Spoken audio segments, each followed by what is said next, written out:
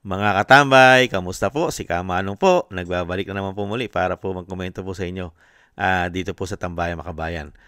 Maganda umaga po muna sa inyo, tanghali, hapon, gabi at madaling araw po sa ating lahat. Sana po nasa maayos po tayong kalagayan, mga kababayan. Umpisahan na po natin, magkomentuhan na po tayo mga kababayan. Ito po, komentuhan po natin, ito pong pahayag ni dating Congressman Mike Defensor. Nilinaw niya po lahat ang issue po.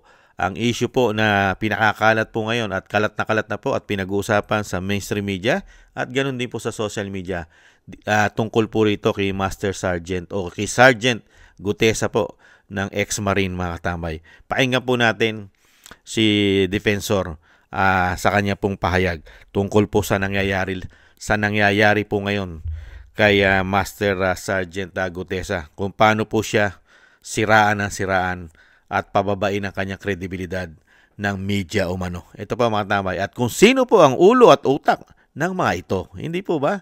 Umpisa na po natin.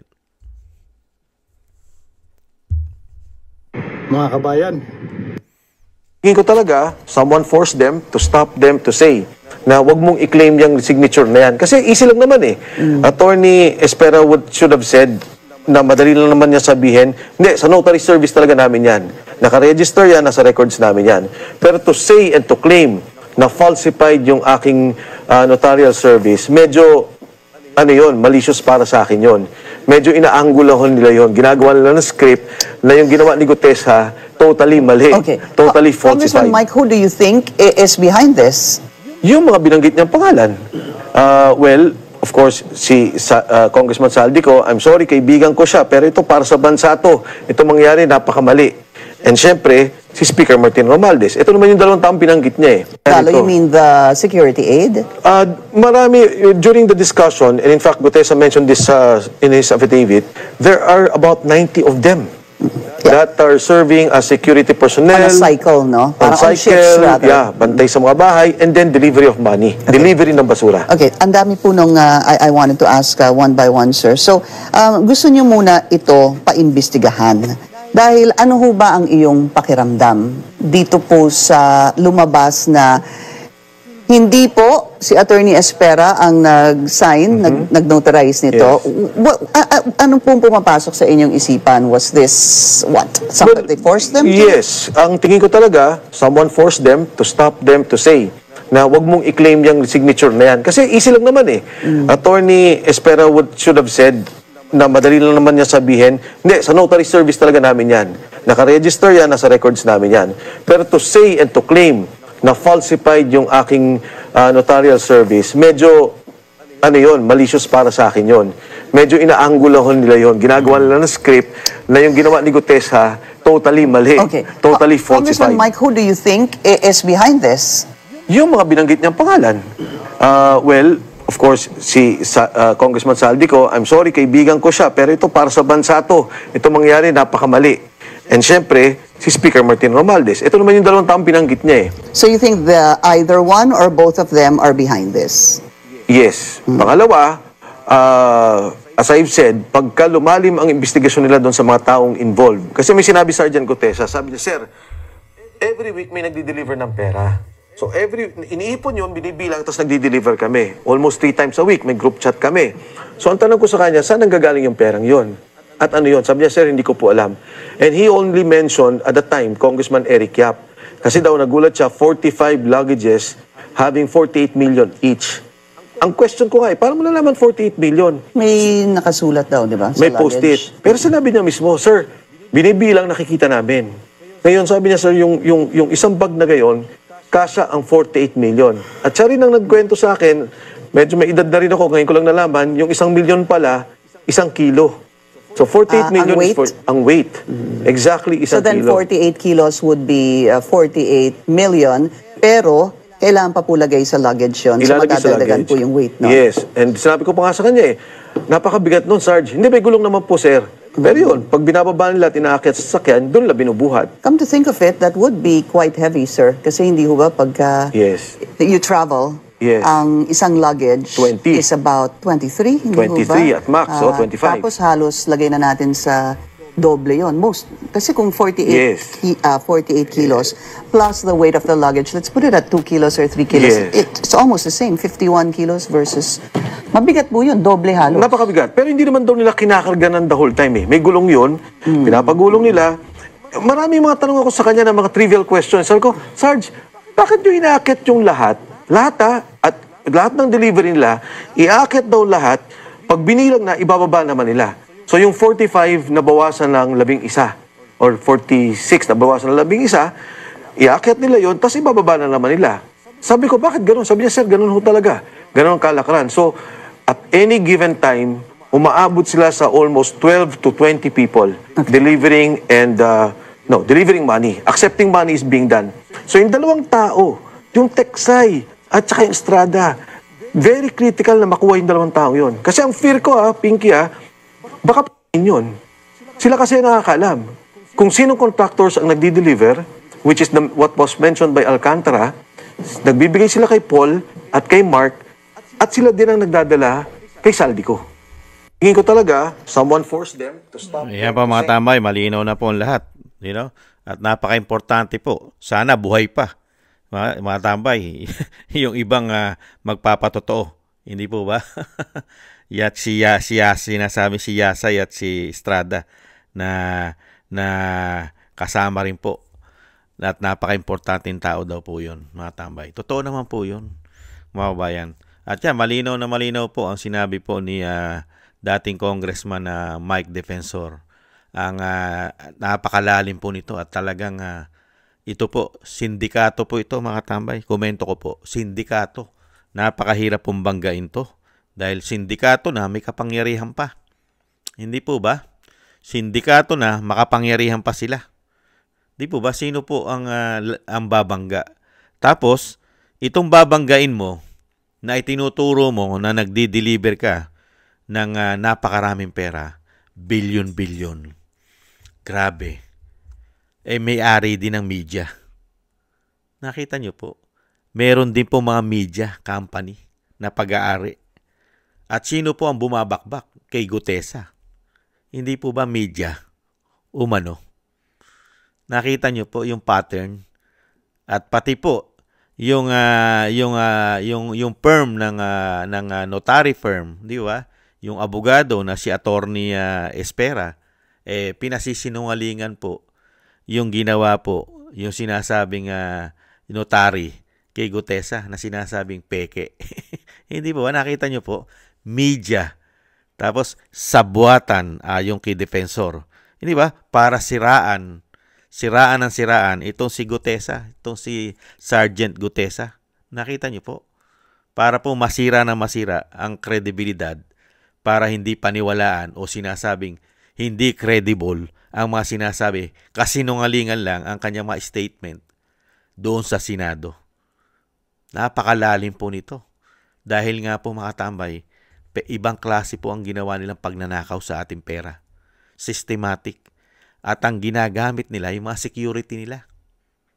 At isang damukal po ang security. Di ba? Hindi bababa sa 100 ang security nila. At yung pera na sinasabing napakabigat, mabigat naman po talaga yon.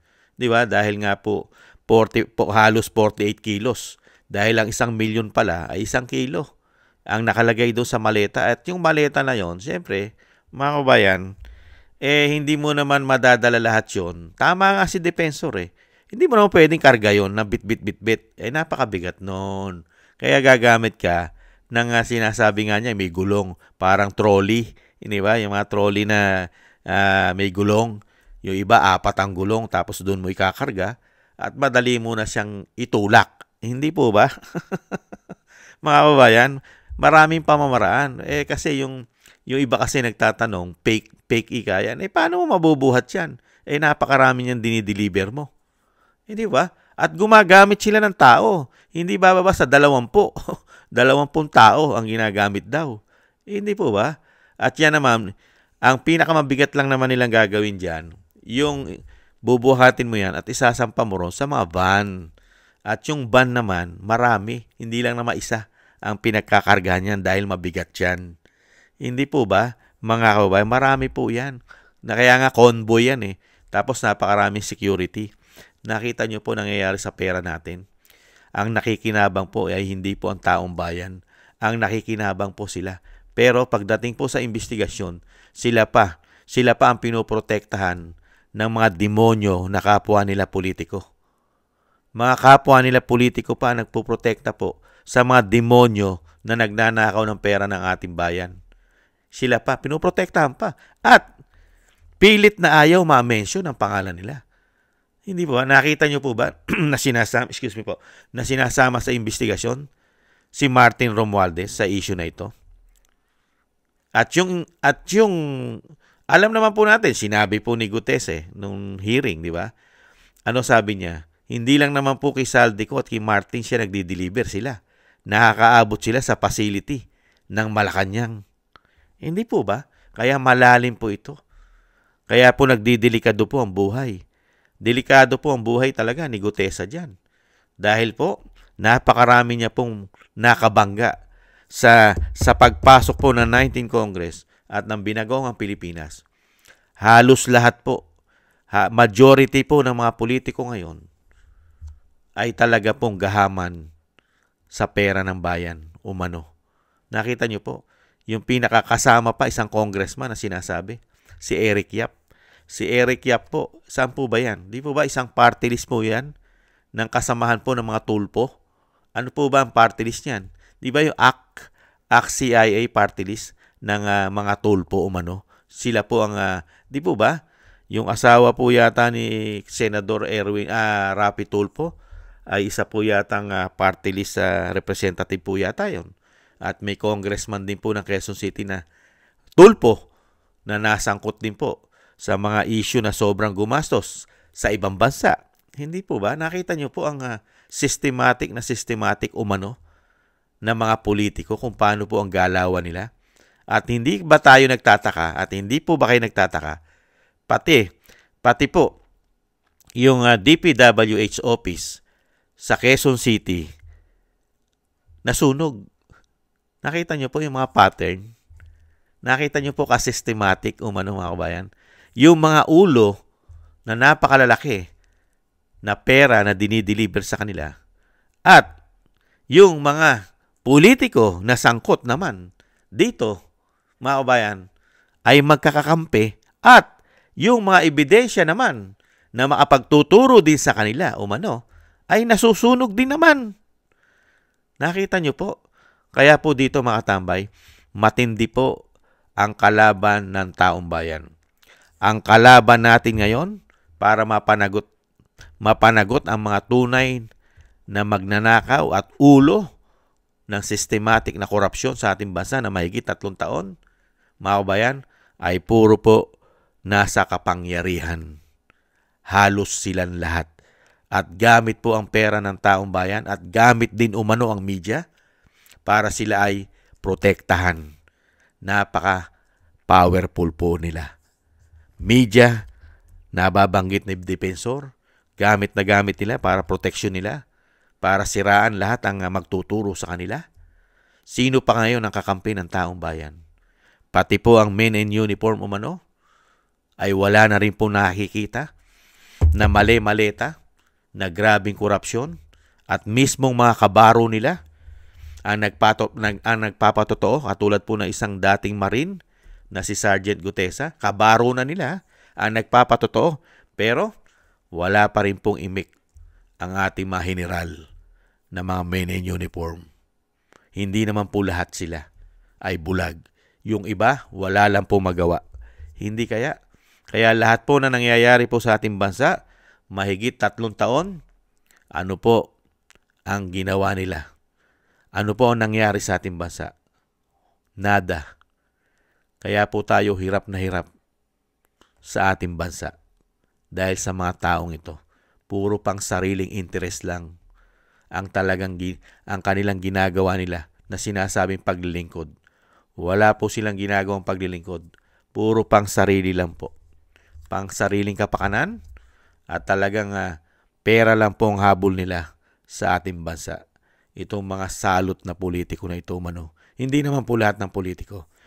Excuse me po. Meron pa naman pong mga matitino dyan, mga kababayan.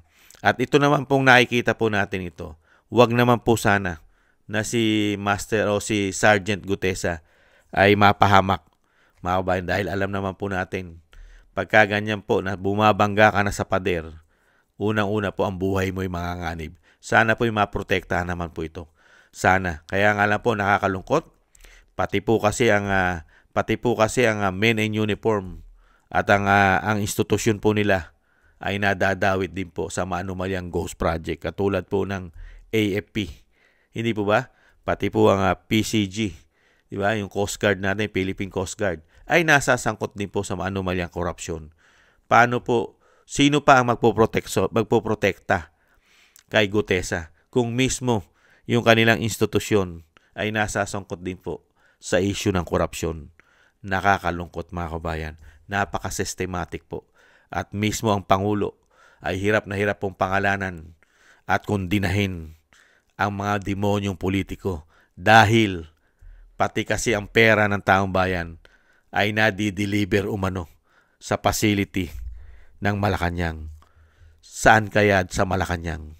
Direkta kaya sa opisina ni BBM o sa opisina ng First Lady umano, mga kababayan? At pati po ang Executive Secretary ay nadadawit din po sa issue ng kumikita at nangungumisyon umano.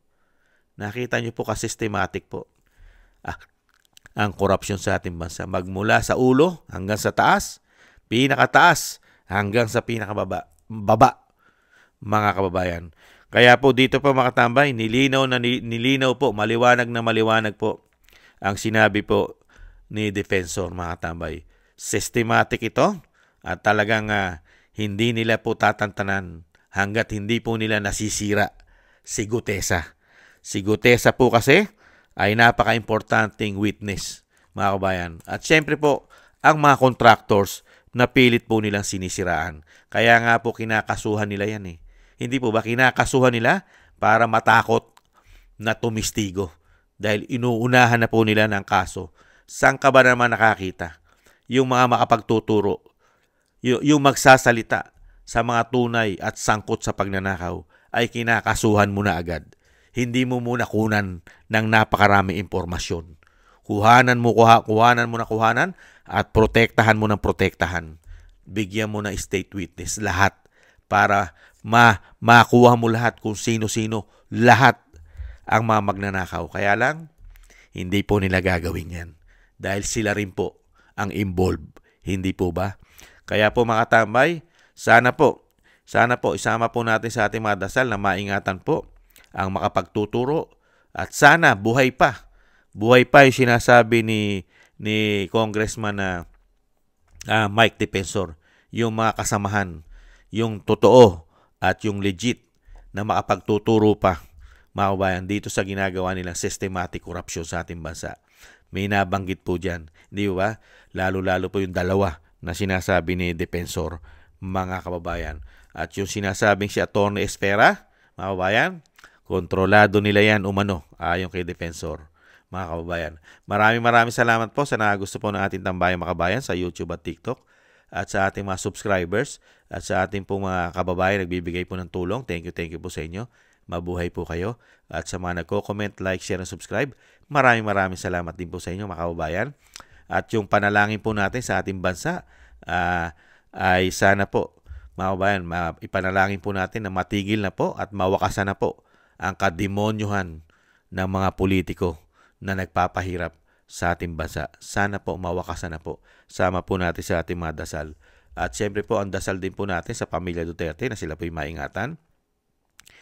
Sa mailigtas po sila sa kapahamakan ang ating Vice President at ang dating Pangulong Duterte na madugtungan din po ang kanyang buhay at kalakasan at makalabas na po siya sa lalong mabilis. Maraming salamat po sa mga dasal, mga kababayan. At tayo rin po yung magdasal para po sa ating kaligtasan at sa ating buong sambayanan. Maraming salamat po, mga tambay. Ingat po. Tiis-tiis lang po, mga tambay. At may pag-asa pa ang ating bansa. Paalam.